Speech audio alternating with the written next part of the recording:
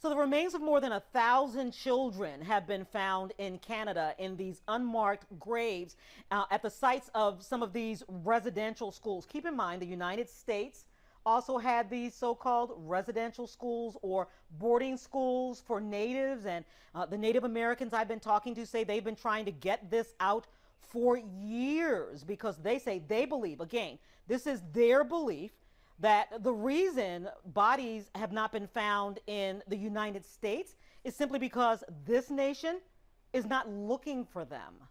That practice started here in the United States with the first one opening, which was Carlisle Boarding School under General Pratt.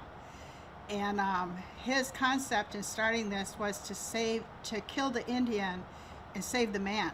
In the United States, the practice of putting children in so-called residential schools continued as late as 1996. So for Euphemia Franklin, who goes by the name Sue, this is not ancient history to her. Nobody wants to believe their government, in collusion with religious institutions, took these children and put them in these institutions where they were raped and beaten and tortured and murdered. For years, she's tried to get people to listen to what happened to her grandparents when they were children in Michigan's numerous residential schools across the state, from Harbor Springs to Mount Pleasant. Look for the bodies in the walls. Some of the women who were teachers there became pregnant by these young boys where they had sex with them when they were 11 and 12 years old, and they killed the children when they were born.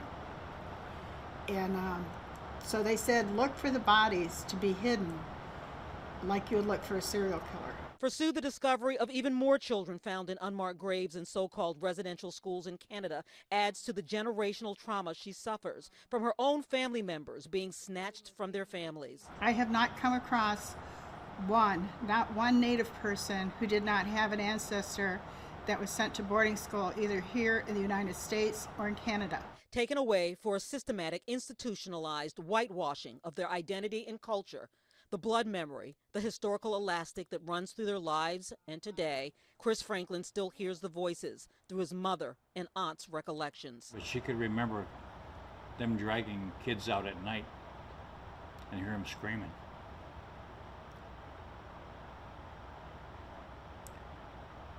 And she said,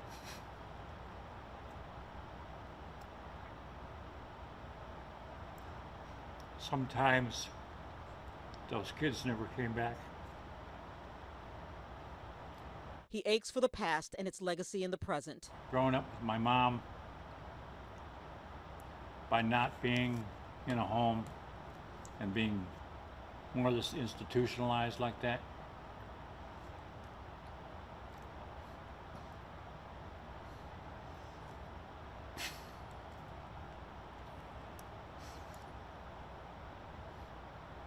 there was no hugging,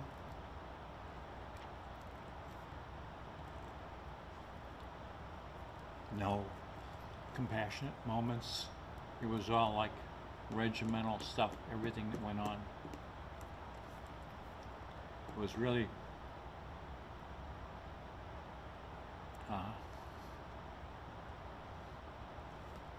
I kind of wish it had been a different way.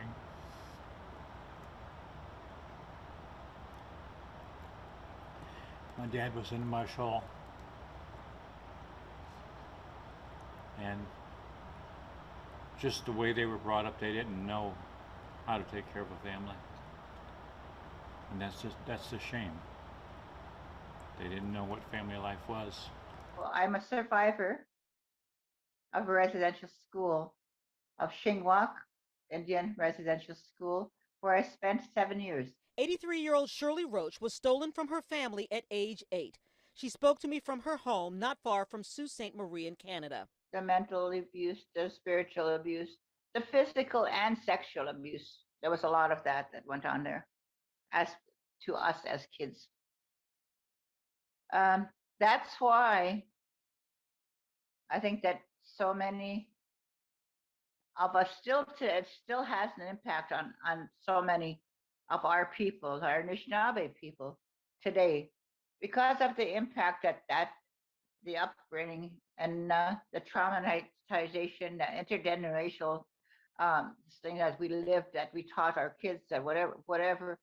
We can't, some of us can't let go of that pain that we went through, but we can't talk about it either because it's so painful of what was done to us there. All of these schools had graveyards in them, but nobody believed us when we were asked.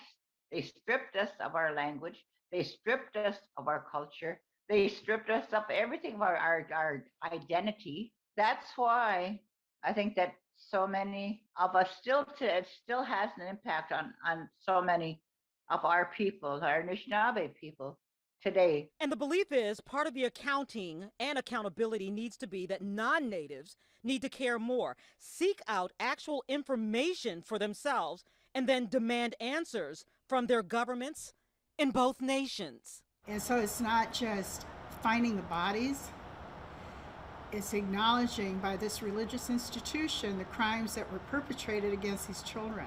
The doors are opening, and we're finding kids now, and we need to not stop.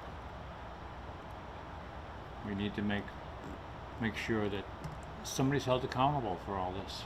So there was a prayer ceremony in Harbor Springs over the 4th of July weekend. Keep in mind, as these two nations that share borders by roads, lakes, rivers, and bridges celebrate their Independence Day, this is extremely painful for Native Americans, North Americans, Indigenous people who are saying, listen, there needs to be a joint reckoning on both sides of the border and a real search for answers and accountability. Paula Tutman, Local 4.